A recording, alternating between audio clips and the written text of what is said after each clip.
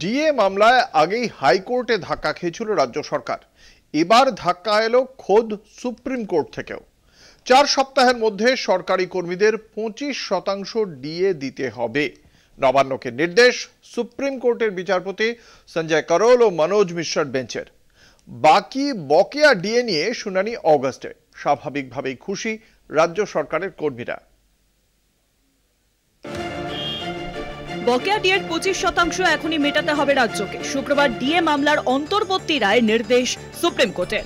নবান্নকে নির্দেশ সুপ্রিম কোর্টের বিচারপতি সঞ্জয় করোল এবং মনোজ মিশ্রর বেঞ্চে। শুক্রবার ডিএ মামলার শুনানিতে সুপ্রিম কোর্টে রাজ্যের আইনজীবী অভিষেক মানু সিংভি জানান, এখনই বকেয়া ডিএর 25% দিতে হলে রাজ্যকে প্রায় 10,000 কোটি টাকা খরচ করতে হবে।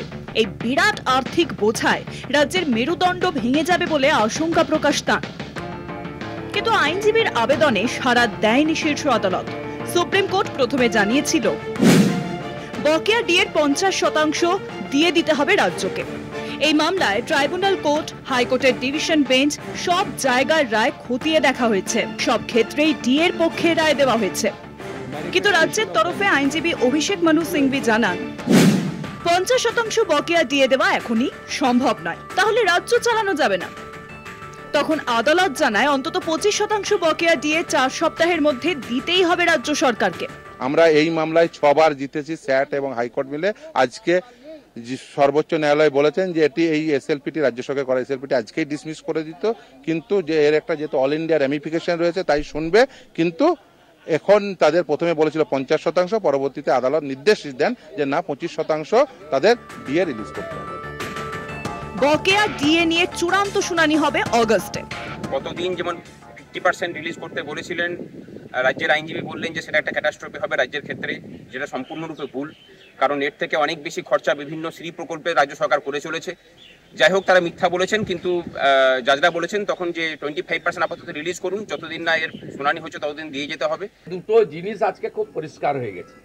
যে মমতা ব্যানার্জি বলেছিল যে ডিএ অধিকার নয়, আজকে সুপ্রিম কোর্ট সর্বোচ্চ আদালত বলে দিয়েছে ডিএ অধিকার। পশ্চিমবঙ্গের সরকারি কর্মচারীরা বর্তমানে 18% ডিএ পান। কয়েক মাস আগে বাজেটে মুখ্যমন্ত্রী 4% ডিএ বৃদ্ধির কথা জানিয়েছিলেন। তারপর 14% থেকে বেড়ে ডিএ হয় 18%। বর্ধিত ডিএ কার্যকর হয় 1 এপ্রিল থেকে। যদিও কেন্দ্রীয় সরকারি কর্মচারীদের সঙ্গে রাজ্যের কর্মীদের মহার্ঘ ভাতার ফারাক এখনো 37%। কেন্দ্রীয় কর্মীরা 55% হারে ডিএ পান। কেন্দ্রীয় সরকারের কর্মীরা যে হারে ডিএ পান সেই হারে ডিএ দেওয়ার দাবিতে কলকাতা হাইকোর্টে মামলা করেছিলেন রাজ্য সরকারি কর্মীদেরও একাধিক সংগঠন।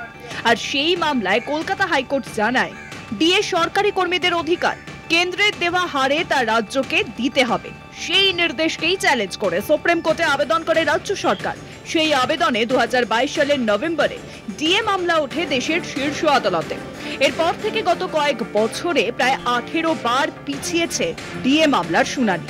সুপ্রিম কোর্টের শুক্রবারের নির্দেশে খুশি রাজ্যের বর্তমান ও প্রাক্তন সরকারি কর্মচারীরা। কলকাতা টিভি।